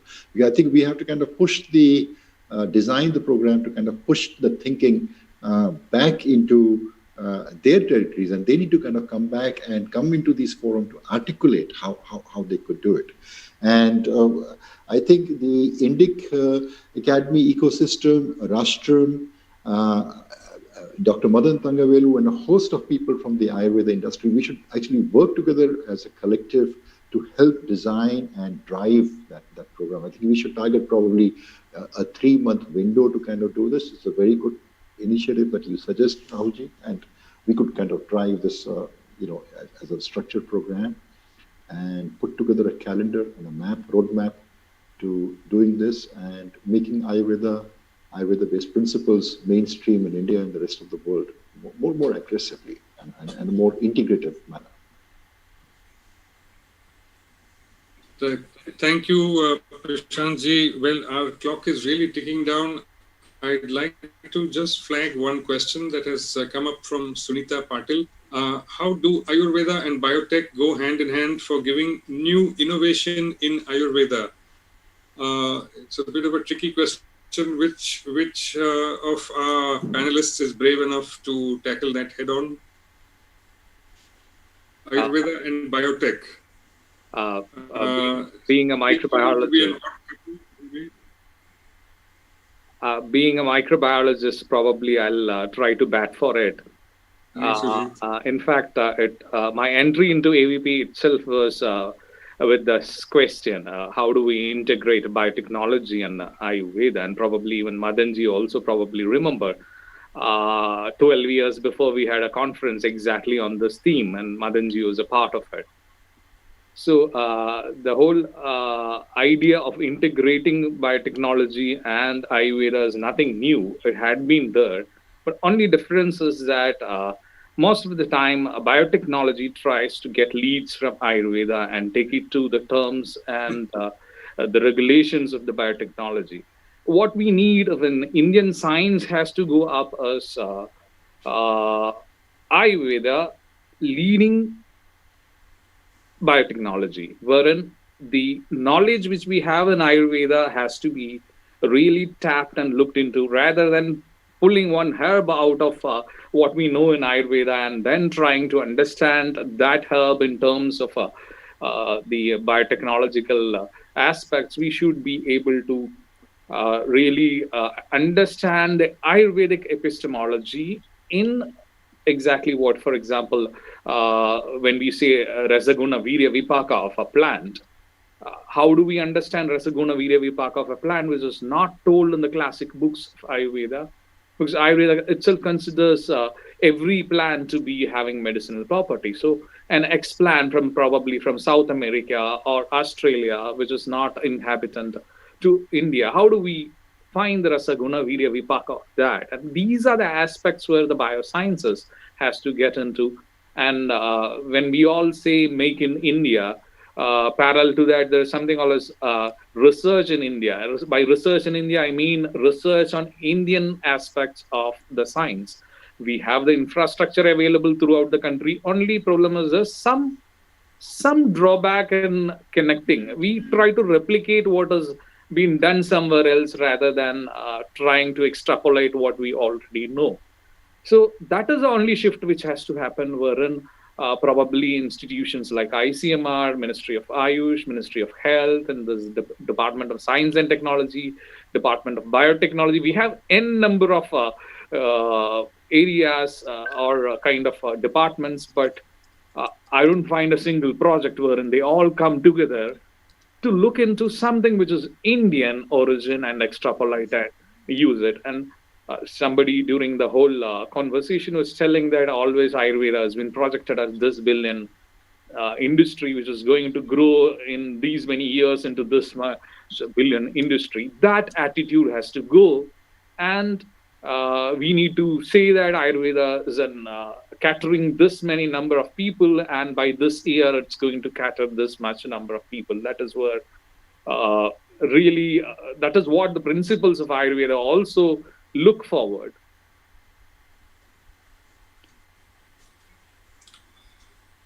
Right. Sujit, since you're already in the hot seat, can you take a question from Uta, which is, can Sujit talk about what he thinks about bringing the mantra spirituality into Ayurveda education more, benefits and possible dangers? Mantra, this is an area where I'm not an expert at all, but I should say it has to be looked into a different perspective as it's a very personal opinion. For example, there was a lot of hullabaloo when the Banaras Hindu University launched probably a certificate course on Bhud Vidya, and BBC reporting about it and kind of a Bhud. The subtle difference of what Booth is not understood by the local or the layman or even the policy makers, and that is where the problem comes. And of course, there has to be a little change in the way we, the Ayurvedic community or the research community or the broader Ayurvedic community, present things to the world also. So there has to be balance on both sides. And like I just wanted to add something which Krishnamaji keeps on telling that change has to happen inside your life. He used to say that your 4 generations should go and pray to your personal family deity. There's a lot of subtle meaning. This 4 generation, what is this 4 generation? When I say, from my perspective, I'm in my 30s. So my grandfather's generation, my father's generation, my generation, and the next generation coming. This is 4 layers of generation. Even public opinion to change, there has to be something that has to happen that trickle through all the 4 generations. If you look into public perspective of how Ayurveda is taken, the first generation, the grandfather's generation, they never doubted the quality of Ayurveda. They use it. They have absolutely no hesitation.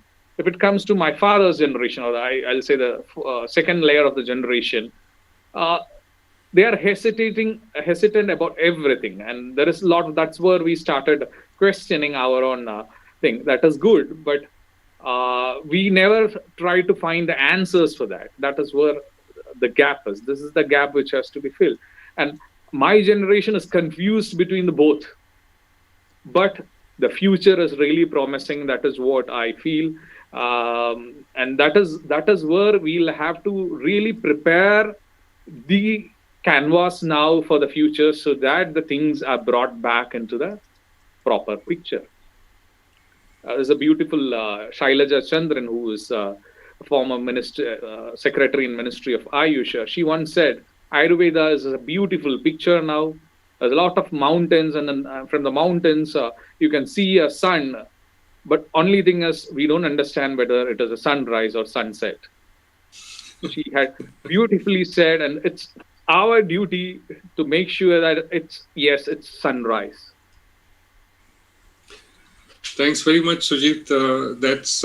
I think that's a fit summary to some of these questions. I have just one last request of Malaji. Malaji, are you there?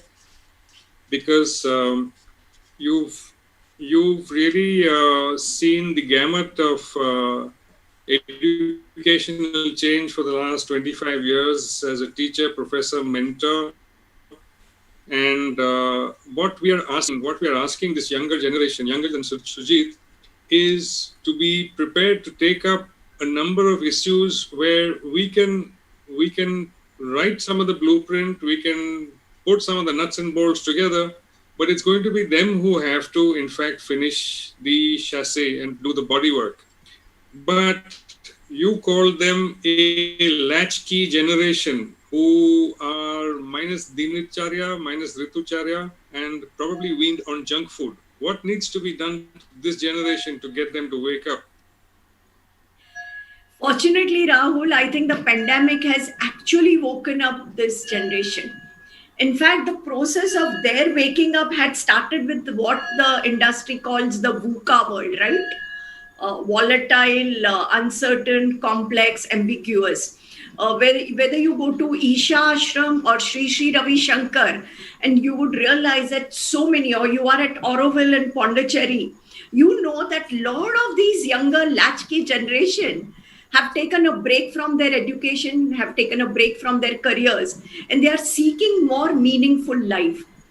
So I'm very optimistic. In fact, the change would really come not from our generation, but from this next generation, because they have experienced the height of negativity in their life, right? I mean, what worse than the international global lockdown in the pandemic? They have seen so many deaths in their life, which maybe in our entire lifetime we would have not seen, right? They are bombarded with media. And therefore, I get so many at Rashtraam. We get so many emails and calls of people asking if we are introducing from wellness practice any courses in Ayurveda. In fact, right now I'm actually doing a 6-week course, which is a faculty development program, where very senior academic and HR faculties are being trained to use Prakriti as a concept. Unfortunately, in Ayurveda, the Prakriti is not really studied well. You know it as a theory and pass an exam, but focus is on Vikruti and therefore on treatment. But Prakriti, when you study, you can integrate in your style, in your life, understand your teaching style, understand the learner style. So I'm very optimistic about the next generation actually bringing a revolution, because they have tested the worst of the, whether we call the world disease organization or our wrong policies, our wrong lifestyle. We were cut off from the dinacharya ritucharya, but they are trying to bring it back, and they are very receptive, they are extremely open. Even Bhuta Vidya that Sujit referred to, I'm shocked how media played a role. And unfortunately, even BHU couldn't justify that Bhuta Vidya is not about bhoot or ghosts, right? There was so much fun being made. And it's sad that I mean, way back in 1978, when I did my graduation in psychology, I studied Morgan and King. And even today, they are studying Morgan and King different edition. We have lost Bhuta Vidya, which is the psychiatry in Ayurveda. It's really sad that Bhuta Vidya was totally misunderstood. The way Anthony Robbins came to India, spent time with sadhus, studied Tantra, went back, packaged NLP, neuro linguistic programming, and is taking dollars, millions of dollars from India. Unfortunately, Bhuta Vidya or even Mantra Vidya, Mantra Shastra, we don't want that. So I'm touching my ears, but unfortunately, somebody from Europe or America would take that science, repackage and give it back. And then we'll say, oh, wow, we shouldn't do that. Let's start integrating it in a very scientific way. Bhuta Vidya, the Bhuta word came from Pancha Mahabhuta and not from ghost, And media totally misrepresented. And I felt sad that nobody from the Ayurveda fraternity came forward to defend that course or project that course in a right way. What Madanji spoke about Belgium issue, the suicidal tendencies, the Rajas Tamas Vikruti, which would be more detailed in a Bhut Vidya, can actually help us deal with these problems today. Thank you, Malaji. Well, we are in our final couple of minutes. So I'd just like to sum up in just 2 sentences. My sincere thanks and gratitude to our 3 panelists and to our wonderful team of Indic Academy and AVP who have been able to bring us all together. I'm particularly happy that in this session we were able to provide, I think, a good introduction, a good outline to the contemporaneous issues and opportunities, because I think the opportunities definitely outweigh the contentions. I'm glad that we have a formative roadmap, a possible outcome document, a likely new scope of being able to work together with several institutions. Sujit, I see your hand raised. I just AVP being central amongst them. I think this is an excellent outcome to have come out of a session like this, because we haven't simply exchanged views and comments and experience. We've actually put down a blueprint for what to do next, which is something to look forward to. Sujit, over to you. In fact, I just want to add, there's a dream vision which has left to us all to complete that Krishna Kumarji has given. That is basically to form a group of people, which he called it as Friends of Ayurveda, which would include people who are from the celebrity category and people who are from the diplomatic category and also from the bureaucratic category, and would try to bring in a public policy or a public opinion on what good as Ayurveda is. All those who have really experienced the real strength of Ayurveda come together and then create a platform which would try to push on the real sense of Ayurveda. I mean the authentic Ayurveda, not the packaged Ayurveda, so that this initiative. And he also wanted a central place for all this to happen, preferably in Delhi, wherein all the Ayurvedic industries can come together and have their all. The place is going to be called as Friends of Ayurveda, and wherein any pharmacy in Ayurveda can come there, hold their meetings, and use that. It will be more like a guest house, like all the public policy making, or in another way, kind of pushing the agenda. This would be the headquarters of pushing the agenda for Ayurveda for the people. In fact, wherein accommodation would be there, meeting place would be there, the coordination. There will be people who are there assisting them. If somebody wants to know something, which ministry has to be taken, there will be people there for that. And this is something uh, which has to be realized in the short term. And probably Rastram, Indic Academy, Soft Power, and everybody should come together for this. Absolutely. Can I just add our media support, since there's been a lot of media bashing here. On behalf of Soft Power Mag, we would like to take the initiative in being the documenters and the media partners for this prospective program that's coming up. We would like to support and represent your views in the most ethical and right manner, in giving the right perspective with Rahul's direction. Thank you. Thank you very much, Aparna. I'm glad to see that that's one more step in the right direction. Well, with the permission of the Indic Academy and Center for Soft Power, can I ask one of you to then do the closing honors? Thank you, Rahul. I think Sujit ji. In fact, when we started discussion about this program, there was a lot of things. Like, there were three themes mainly. One is looking into the public perspective of how Ayurveda is looked at, and the second was how Ayurveda could impact on the global disease burden, and the third was the new public policies that was coming. And I think it was the right pack of team we had as a panelist. We are very, very much thankful to Malaji, Prashantji, and Madanji.